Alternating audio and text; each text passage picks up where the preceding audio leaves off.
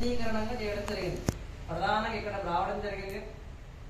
మన విశ్వబ్రాహ్మణ ఆచార ప్రకారం ఏ జీవుడు చనిపోయిన తర్వాత కూడా ఏదో ఇక్కడ తీసుకురావడము, వాటి ప్రకారం ఏదో దహన సంస్కారం వెళ్ళిపోవడం జరుగుతుంది.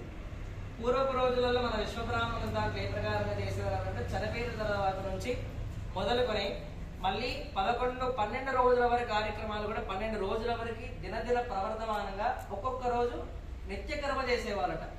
అంటే రోజు వచ్చేసి ఇక్కడ ఈ ప్రకారంగా ఇప్పుడు శిలా పూజ ఉంది కదా, ఈ శిలా ప్రకారంగా పూజలు చేసుకోవడం, రోజుకొక పిండం పెట్టడం, రోజు పాలు వారించి ఇక్కడ పక్షికి పెట్టడం కార్యక్రమాలు చేసుకొని వెళ్ళేది మన పూర్వపు రోజులలో మన విశ్వబ్రాహ్మణ ఆచార ప్రకారం. మరి ఈ రోజులలో ఈ యొక్క ఆధునిక కాలంలో ఆ ప్రకారం ఎవరికైనా వీలవుతుందా? అవ్వట్లేదు. చనిపోయినటువంటి దేహాన్ని తీసుకొచ్చి గంధపు చక్కెరతో పురోహితుల మంత్రాలను చదువుతూ ఆద్యం పోసుకుంటూ దహన సంస్కారాలు చేసేటువంటి పద్ధతి మన విశ్వబ్రాహ్మణ ఆచారం. కానీ ఈ ప్రకారం ఈ రోజులలో జరుగుతలేదు కాబట్టి 5వ రోజు కానీ 9వ రోజు కానీ 10వ రోజు కానీ ఈ యొక్క కర్మ కార్యక్రమాలు మనం ఆరంభం చేసుకోవడం జరుగుతుంది. ద్వయాంతికం కానీ త్రయాంతికం కానీ అంటే 2 రోజులు కానీ 3 రోజులు కానీ కర్మ కార్యక్రమాలు చేసుకోవడం జరుగుతుంది. ఈ యొక్క మీ నాన్నగారికి సంబంధించిన విషయాలకు వస్తే 3 రోజుల కర్మ కార్యక్రమాన్ని ప్రారంభం చేయడం జరిగింది. 9, 10, 11 కార్యక్రమాలు జరిపిస్తున్నాం. ఈ రోజు 9వ రోజు కార్యక్రమాలు కాబట్టి ఈ యొక్క త్రయాంతిక పుణ్యకర్మ దీక్షలో ప్రధానంగా ఇక్కడ ఏవైతే పూజా కార్యక్రమాలు ఉంటే అవన్నీ కూడా చేసుకోవడం జరిగింది. అస్థిక పూజలు, అస్థిక నిమజ్జనాలు ఇవన్నీ కూడా చేసుకోవడం జరిగింది. తర్వాత ఇక్కడ చూసుకుంటే ఏంటంటే దీని మొత్తం శిల పూజలు అంటారు. అంటే ఈ ప్రకారంగా పందిరి వేసుకొని ఈ విధంగా పూజలు చేసుకోవాలి మన దాంట్లో. ఈ ప్రకారంగా ఏంటంటే ఇక్కడ పందిరి వేసుకోవడం జరిగింది. తర్వాత ఇక్కడ శిలకు పూజ చేయడం జరిగింది. ప్రధానంగా గణపతి పూజ చేసుకుని నన్ను అధికారం చేసుకొని శిల పూజ చేయడం జరిగింది. ఈ శిల పూజ ఎందుకు చేయాలి అంటే అసలు రాయికి ఎందుకు పూజ చేయాలి, అసలు రాయికి ప్రకారంగా గోమతి ద్వారా అభిషేకం ఎందుకు చేయించలేదు, తిలతర్పణాలు ఎందుకు వినిపించిన సంశయం మీకు రావచ్చు. కాకపోతే ఏంటంటే ఈ యావత్ భూమండలంలో మన హిందూ సనాతన సాంప్రదాయ ప్రకారం ఏ దేవతనైనా మనం దేని రూపకంగా కొలుస్తాము, అయితే చిత్రపటంగా కానీ లేదా శిల రాయి రూపకంగా కొలుస్తాము. అదే ప్రకారంగా ఒక జీవుడు ఎవరైనా గరుడ పురాణం అనుసరించి ఒక జీవుడు చనిపోయిన తర్వాత సూక్ష్మ శరీరము స్థూల శరీరం అని ఉంటుంది. సూక్ష్మ శరీరము వేరు, స్థూల శరీరం. స్థూలం అంటే ఇప్పుడు మన శరీరాలు, మనకి ధన సంస్కారం లేకపోతే ఆ స్థూల శరీరం అందులో ఖననం అయిపోయి ఆ యొక్క స్థూల శరీరం ఏదైతే ఉంటుందో బయటకు వస్తుంది. దాన్నే మనకు పురుష సూక్తంలో చెప్పింది అంటే ఆత్మ. ఆ ఆత్మ అనేది బుటన వేళ ఇంత పరిమాణంలో ఉంటుందట. ఆ ప్రకారంగా ఆ స్థూల శరీరం నుంచి సూక్ష్మ వస్తుంది కదా ఆత్మ అనేది. ఆ ఆత్మ అనేది శిలలోకి చేకూరాలని అంటే మీరు తిరిగేటప్పుడు ఆ కుండ కొట్టేటువంటి వాళ్ళు ఎవరైతే ఉంటారో ఆ శిలారాయితో కొట్టేయాలి 3 సార్లు. కొట్టిస్తే ఆ యొక్క సూక్ష్మాత్మ ఏదైతే ఉంటుందో అది ఆ శిలలోకి చేకూరుతుంది. ఆ చేకూరినటువంటి శిలని ఈ ప్రకారంగా ఆ రోజులలో నిత్యకర్మ రోజు పూజ చేసేవాళ్ళు.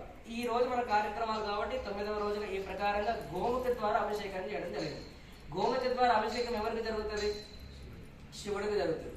అంటే ఆ ప్రకారంగా గోముఖ ద్వారా అభిషేకం చేసి వాటికి షోడశ కళలతో పూజ చేయడం, పసుపు, కుంకుమ, గంధము, అక్షతలు, యజ్ఞోపవీతం ఈ ప్రకారంగా పూజలు చేసుకోవడం జరిగింది. తర్వాత ఇవన్నీ ఒక ఎత్తు అయితే తర్వాత తిలతర్పణాలు వదిలిపెట్టడం జరిగింది. ఎన్నిసార్లు? 11 సార్లు. 11 సార్లు చెప్తుంటే నేను దానికి డబుల్ చేసిన, అంటే దానికి మినహాయించి ఒక 108 సార్లు అయితే 108 సార్లు తిలతర్పణాలు ఈ ప్రకారంగా శిలలోకి విడిపించడం జరిగింది. తర్వాత ఒక జీవుడు చనిపోయిన తర్వాత ఏ లోకానికి వెళ్ళాలన్నా కూడా 11 నెలల 28 రోజులు పడుతుంది. అంటే గరుడ పురాణ అంశాలను చూసుకుంటే మీరు పెట్టేటువంటి ఒక్కొక్క నెల మాసికాలే ఒక్కొక్క లోకాలు దాటుకుంటూ వెళ్తుందట. ఆ తర్వాత 11 నెలల 28 రోజుల వరకు ఆ శరీరం కావాలన్నా కూడా దానికి ఒక శరీరం కావాలి కదా. ఈ లోకానికి వెళ్ళాలి కనబడమైన ఒక శరీరం కావాలి. అందు ప్రకారమనే ఆ చనిపోయినటువంటి ప్రేతాత్మ జీవుడు ఎవరైతే ఉంటారో కోపముతో, దాహముతో, పైశాచికముతో, మనం చెప్పినాం కదా ఎప్పుడొక సంకల్పంలో పైశాచిక బాధ నివారణ సిద్ధార్థం అని చెప్పినాం. అక్కడ ఆ పైశాచిక బాధతోని అటు ఇటు ఈ యొక్క శ్మశాన వాటికలతో తిరుగుతాడు. రుద్రుడు అనేది బయటికి రానియడు, అటు ఇటు ఈ యొక్క శ్మశాన వాటికలతో అల్లాడుతూ తిరుగుతాడు. కోపముతో, దాహముతో, తాపముతో ఏదో ఒక ప్రకారంతో అటు ఇటు తిరుగుతాడు. మరి ఆ పైశాచిక బాధ నివారణ కావాలన్నా కూడా, ఆయన తృప్తి చెందాలన్నా కూడా, శాంతి చేకూరి ఎవరు మన వాళ్ళు ఎవరు కావాలన్నా కూడా దానికి ఒక కాన్షియస్నెస్ రావాలి అని అంటే ఏ ప్రకారంగా తిలతర్పణాలు వదలాలి. ఆ తర్పణాలు వదిలిన తర్వాత ఆ జీవుడు అనేది ఆ పైశాచిక బాధ తగ్గించుకొని పూజా కార్యక్రమాలు చూస్తారట. అదంతా అయిపోయిన తర్వాత ఇక్కడ పెట్టినటువంటి ఏంటంటే 9 పిండాలు. అదే దగ్గర ఎక్కడ కూడా 3 పిండాలు పెడతారు కదా, చిన్న 3 పెద్ద 3. మీరు ఎందుకు 9 పిండాలు పెట్టేసిన డౌట్, ఆ సంశయం కూడా మీకు రావచ్చు. అయితే ఈ యొక్క శరీరం స్థూల శరీరం అనుకున్నాం కదా, మనకు కలవడకపోయినా మనం ఏ లోకానికి వెళ్ళాలన్నా దానికి ఒక శరీరం కావాలి. కాబట్టి ఇక్కడ 9 పిండాలు పెట్టడం జరిగింది. తల్లి గర్భంలో అయితే ఏ ప్రకారంగా ఒక్కొక్క నెల ఒక్కొక్క నెల అనేది పిండం అయితే వృద్ధి కానిస్తుందో 10 నెలల తర్వాత ఒక శరీరం అనేది చేకూరుతుందో, మీరు పెట్టే కొడుకుగా మీ బాధ్యతలు స్వీకరించి మీరు పెట్టేటువంటి ఒక్కొక్క పిండమే ఆ యొక్క స్థూల సూక్ష్మ ఆత్మకి శరీరం చేకూర్చినట్టు. అర్థమైందా మీకు? ఒకటో రోజు ఒకటో పిండము, రెండవ రోజు రెండో పిండము, ఈ ప్రకారం ఈ 9 రోజుల వరకు 9 పిండాలు పెట్టడం జరిగింది.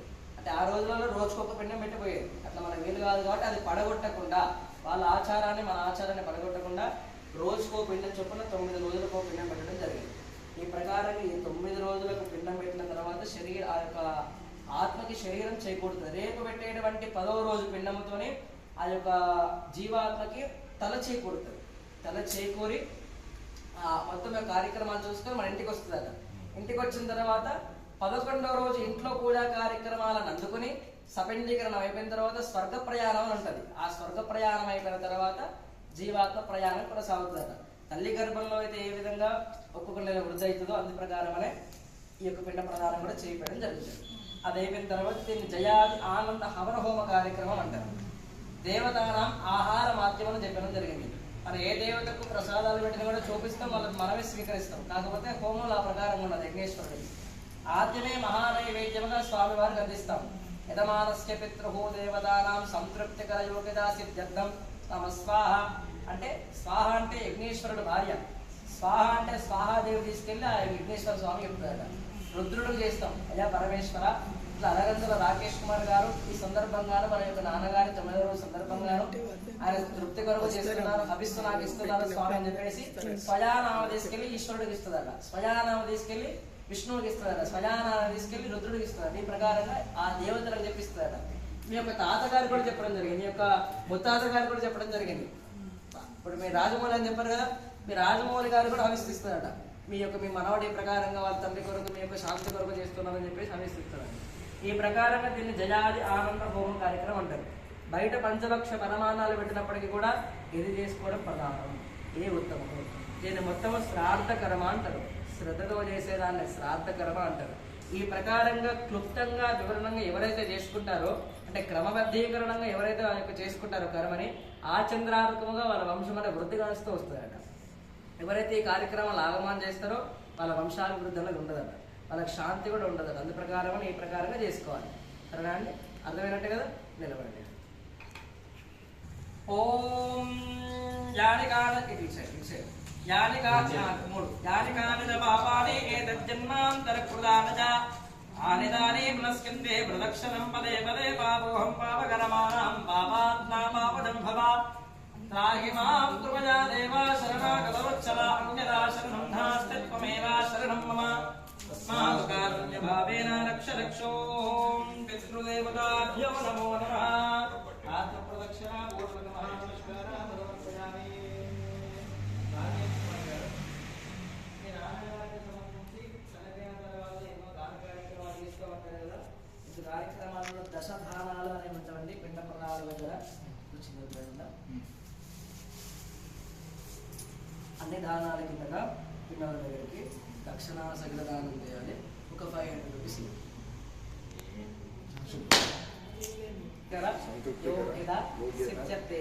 దక్షిణ సగిత దానాంచ